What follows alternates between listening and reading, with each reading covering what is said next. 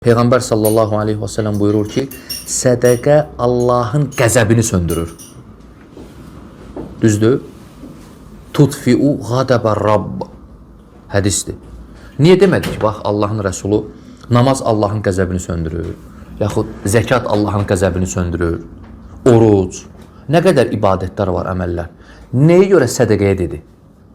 Sədəqə Allahın qəzəbini söndürür. Çünki sədəqə elə bir ibadətdir ki, nəfsə ağırdır ona görə.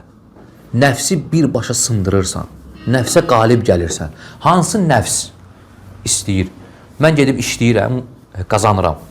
Gəlirəm işdən çıxanda kiməsə sədəqə verirəm. O deyirlər, o nəfs deyir özün. Mən işləyib sənə verməliyəm.